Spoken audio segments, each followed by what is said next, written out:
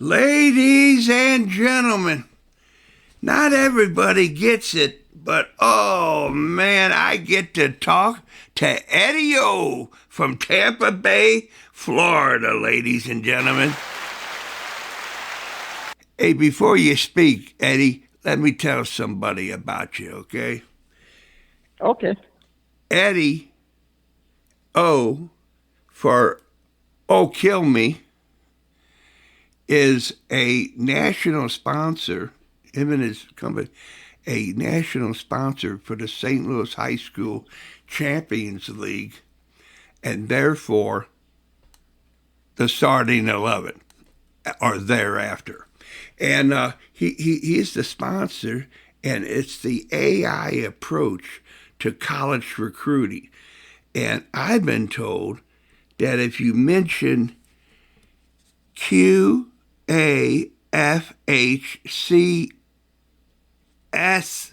Oh, let me start over, Eddie. QAVQAFHSCL, and you get $100 off your discount off your price. Because the way it is now, Eddie, correct me if I'm wrong, you got to get up early in the morning to get these college recruiters and recruitment to come on your way if you want something that you like. Absolutely. Absolutely. You got to start early. And, Kevin, I just want to say thank you for having me on. And it's great to be back on the mic. I know everybody's been focused on the World Cup going on. It's been exciting, the three nations hosting it.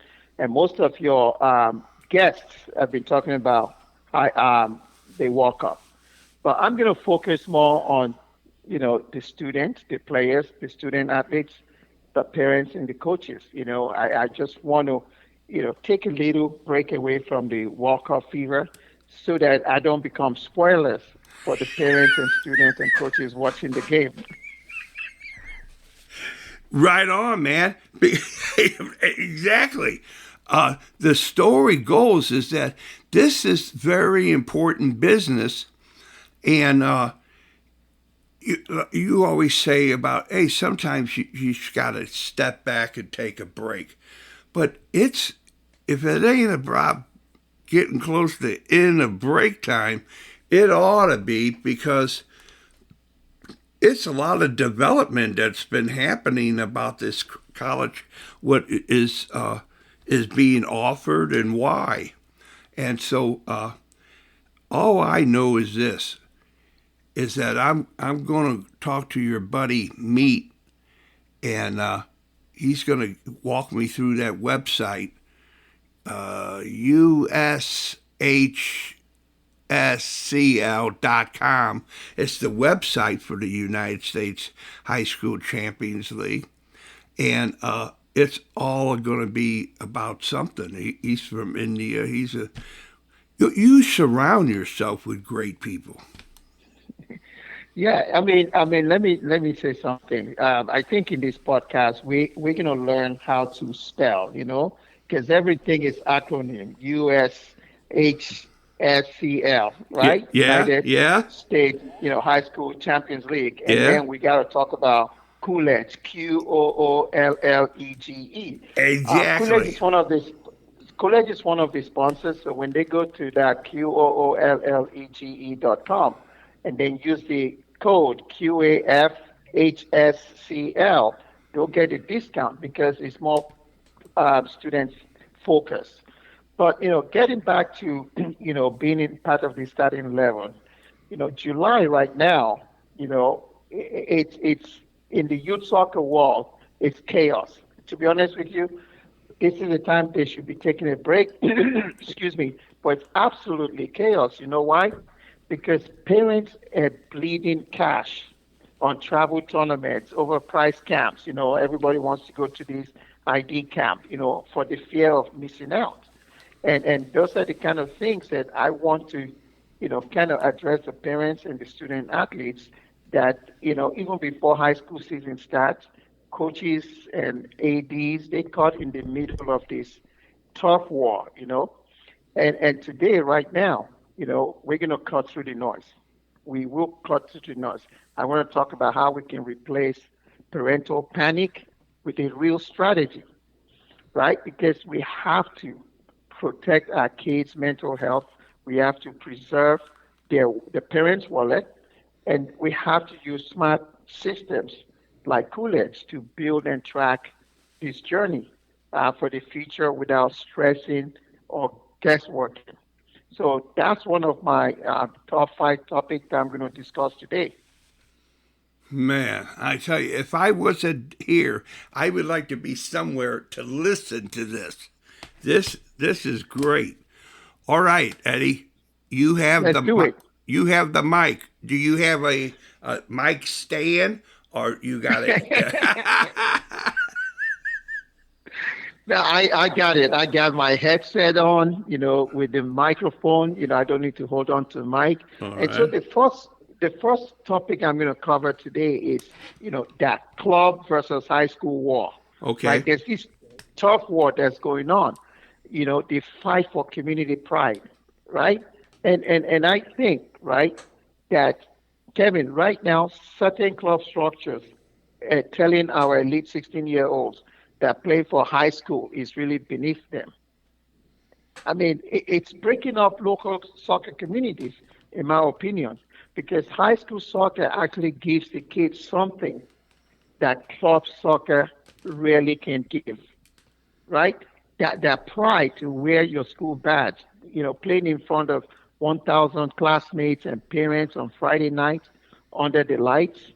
I mean, this builds that emotional resilience that we, you know, cannot get through, club soccer. I'm not saying club soccer is not good, but the focus and the joy of being a high school athlete, playing with your friends, where your friends, your classmates, your students are watching you play. We don't get that in club soccer. What do you think? Oh, wait a minute, man. I uh I really wasn't. Oh, I wasn't prepared. What I have to say is what you said. It's it's for me. It's simple, easy peasy. It's not complicated. But I'm not in the belly of the beast, and I don't have. Excuse me. I don't have expenses that I gotta pay. I live a simple life, and I just go with a nice, simple way of living. In high school soccer, it's where it's at. I mean, if you can't make it in high school soccer, you can't make it anywhere. You know, it, you, yeah. So, and I've seen guys and gals play on those clubs, and they were, highly prized type of thing, and they came onto the high school scene and they lacked a lot of stuff. Correct, correct, correct. I mean, this is why I think, okay, take for example now, we're in July, right? These players should be, like I said in my previous one, should be actually enjoying the World Cup, spending time with friends and families, you know, but keeping their mental and physical recovery. Because my second topic is that July burnout, right? They just finished their season. Club soccer just finished. More isn't always better because now parents are pushing them into ID camp. Let's go play in the soccer tournament, summer soccer tournaments, right? When they could just be playing pickup games, for example. Pickup games is where they develop and learn more, and just there's no pressure on them, you know. So to the players listening, I think if they're waking up right now, they're sore because or irritable, and they're gonna get to a point they're gonna start hating the ball, hating that soccer ball because their season has been 10 months long, starting within the club and high school, right? We don't want them to peak early going into the next high school season because July should not be for physical, meat grinder. They shouldn't worry about that. They should be resting and recovering. So I urge the players to protect their body and their mind, this time and enjoy summer. and we don't want them to burn out, you know, because as soon as August comes in, they have nothing left in the tank to Yep. even start the Yep. club season and high school season. Yep. Hey, Eddie, I don't know much about nothing. And are you in a kind of like a concrete cylinder room? I'm getting a lot of feedback from you, like you're in a room with no furniture. No, no, no. I am. I guess I'm in a room by myself right now because my wife just actually left this morning. You know, going to Europe, Portugal, France, Oh, and the nice, UK. So nice, I'm nice. I'm I'm home alone. So All it right. may sound like there's nothing here, but Yeah. yeah, there's Okay. furniture. All right. All right then. All right. Number three. Number three, right? No, number three is I touched on it a little bit about that guilt of college ID camp. You know, the fear, of parents thinking they're missing out. Right? There's a lot of, information that goes out there. Students and parents are getting letters from colleges to come for ID camp, and they don't. They're concerned that if they don't spend $800 on this camp, their kids are running out of their kids' future college recruitment. That's incorrect. There's 6,200 plus college and universities out there. There's always a college for every student. There's technical college. There's a lot of different colleges for them. So they should not be guilt into ID camps, spending all that money for ID camps, right? Because I want parents to take a deep breath, right? Youth sport has become a multi-billion dollar industry in the United States, right? And we got to look at it. All that is doing to our players and our parents is feeding their anxiety. You know, they don't need to mortgage their house to send their kids to six different ID camps, for example. They shouldn't, and this month of July and beginning of August, let them just, save the wallet, put their wallet into ICU, and not worry about, you know, ID camps or summer camps. And I think that if they can do that and take a break, they'll be ready for number one, when the school resumes academically, and also when they have to start their tryouts for high school soccer. So, parents, relax, save your money, okay? Don't worry about ID camp. Unless you're a senior, you're in that desperate mode, that means that senior is left it too late. Like, the journey should be before that, and I really, feel that it's critical and important that we let the parents take a deep breath. Yeah, Eddie, when you talk somebody off the ledge who wants Yeah. to jump, it's not say, "Hey, come on in, don't worry about it." It is a real deal, and you and others, you have some corporate responsibility, or just to say, "Wait a minute, let's work this out. This easy peasy." And because man, it's like talking to a wall sometimes with this. And all my life I've been told, well, marketing is all around you. I mean, it's Yes. all about marketing. And the guy with the circus says, hey, there's a fool born every minute and two to catch him. Yeah, it's true. It's true. We are become the commodity, right? The parents, we all are the commodity now because what happens is our digital footprint is everywhere. So every time someone has your email, your phone number, anything about you, you're marketable, right? But they benefit from it. That's how they dip into our wallet. And this is why it's important that parents and students and we should think clearly to what we're spending those money on to make sure it's value added towards the future of our kids. Here. Okay, number 4. Number four, okay, there's this, how should I put it? This culture over conditioning. I just want what coaches should focus on now because sometimes when it comes to tryout season, right? Coaches, your kids are already being run ragged by clubs, right? Because when the club season begins, they're already playing tournaments, they're playing all that league matches. Some teams are playing in multiple leagues, right? And so I always say to high school coaches, don't give them any summer workouts because it breaks them down physically and mentally.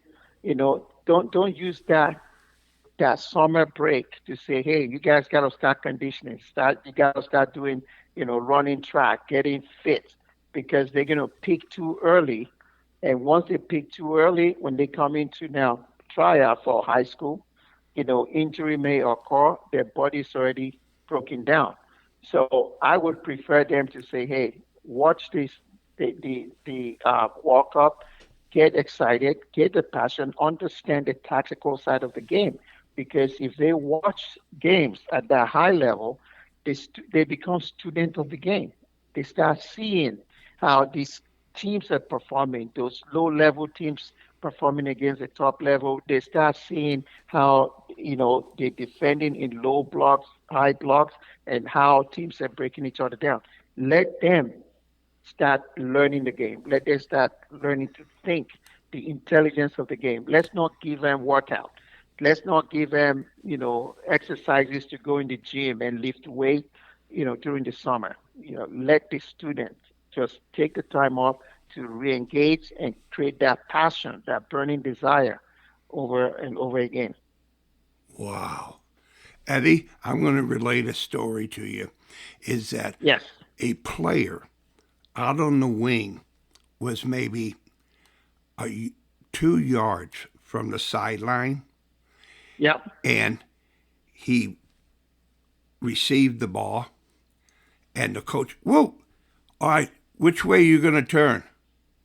And I mean, like 4 out of 5 went out to the sideline way. This is called joysticking, right? And you know what? That means the coach is not allowing that player to make that decision, right? Because a Yeah, player should be aware of its environment. yeah, A player should be aware of the space in front, the space behind, yeah. should be aware of where his teammates are on the field, and also be aware of where the defenders are. So, in order for them to process that, when now a coach start trying to yell instruction to the player, it now delays that decision making. And when the player loses the ball, guess what? Everybody's on top of the player because he didn't make that decision. When I coach, I try to make sure when I get a player, let's say it takes that player 10 seconds to make a decision. At the end of the season or halfway through the season, I will try and evaluate to make sure that instead of that 10, when I got them, they're able to make decisions within 8 seconds, right? The progress is making sure they're able to make quicker decisions. And in order to help that player, the noise around them has to be limited. Okay, we can we can tell them instructions after the play is over. Excuse me. For example, if the ball goes out of bounds, we can now tell them, "Hey, next time take a touch. Hey, next time, Johnny, turn." Right? Because the play is over. Johnny's made that decision, right or wrong. He's made that decision. He learns from it, and we can just throw in some coaching points. Not while he's preparing to receive the ball or making a decision to pass or shoot, and we're giving that instruction. And also, as coaches, we tell our players to communicate, right? So we expect the players to listen to each other. And communication actually means giving instructions to your teammates. And so when we start joysticking, we're not allowing the players to communicate. We're not allowing them to make decisions. We're not allowing them to help each other. So it's counterproductive in my opinion, right? Some coaches might, have a different ways of thinking joysticking works, but just think about a student taking an exam. The teacher is not going over to their student yelling instruction, oh, you need to solve it this way. The student have to solve the problem right there in the exam room, and the soccer field during game day is where they actually solving the problem. Practice is when we teach them. Nice. And I love it when they say, "Hey, man, practice until you can't make a mistake." That's the business. That's Yeah. Otherwise, you gotta learn, bro. You gotta. Why didn't that work? There's a reason. Okay, Eddie. Ladies and Yes. gentlemen, this is number 5 with Eddie O. Number five, this is dear to my heart. It's the guys, that does all the organizing, that manages facilities, organizes schedules. There's a lot of expectations on athletic director. Bless their heart, right? These are the unsung heroes, and I think I've mentioned that before. While everybody's on vacation, right? Our ADs, athletic director, are dealing with the turf, making sure the grass is done well, coordinating schedules, trying to figure out, multiple uh, teams within the school, right? To make sure that they have a good start to the season and they're always there for all the teams. So for me, I think that ADs, should just also, right? They should just, I'm not telling them how to do their work because it's so complex. But however, I encourage coaches to, try and reach out to their ADs and say, hey, is there anything I can do, before the season starts that you can assign to me? And also ADs, because they got a lot of work to do, for them to be able to delegate, right, to the different towers within their institution to say, hey, volleyball, your season is going to start either in the fall. We're going to allocate this, and that way they bring in each other together. Guess who benefits the most from it is the players, right? So if we can help the ADs, manage their facilities, the field schedules, uh, community expectation, it would make it easier when the season begins, and it will be well-oiled program going into the season. Nice. Okay, Eddie. Just to go over it. The whale missed out writing down the number 1 point. What was the number 1? I got July burnout as number 2. Yeah, number two is burnout, and number one was that club versus high school Got it. uh, Got it. tug of war, right? Yeah. And number two is the burnout. Yeah. Number three, I think I was focusing on the parents, ID Yes. camp, Yes. that guilt trip side of Yes. things, and then Yeah. the culture of conditioning. We don't want Yes. them to peak too early, Yes. right? Yes. And then the final one is the athletic director because Yeah. Absolutely. all these points, I think it's important for the starting 11 because it kind of ties into what a high school Champions League brings, brings to the students. Yeah. And just one more thing to say, All right. you're going to be meeting with Meet, right? Yeah. Meet is a tech lead. Uh, the US HSCL.com, which is the United States High School Champions League. Yeah. It's not just a website. I know you use the term website. A website is just a placeholder for information, but this is beyond that. This is an actual platform where Ah. multiple regions, right? Champions League regions. You have multiple regions: St. Louis. You have Yeah. Tampa, Florida, Yeah. Tennessee. So there's a lot more into it than just a website, right? That's And right. so when Meet comes on, it's going to walk you through the entire.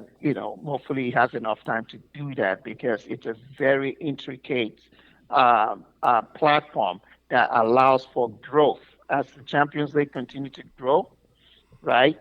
Then that platform will be able to sustain it. It has a lot of features for administrators. It has a lot of features for students, Yeah. highlighting students.